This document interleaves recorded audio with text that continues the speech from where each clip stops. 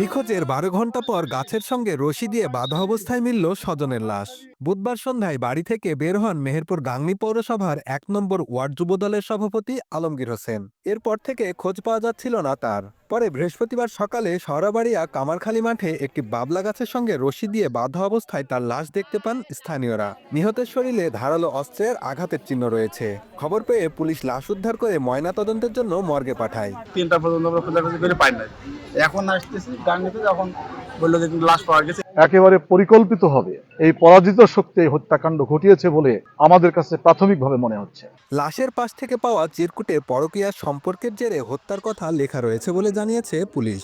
তবে ঘটনা তদন্তে পুলিশের সঙ্গে সাইবার টিম ও ডিবি কাজ করছে।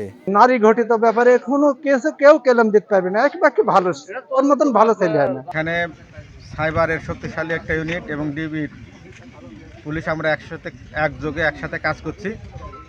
পরবর্তীতে আপনাদের বিস্তারিত তদন্ত সাপেক্ষে জানানো হবে।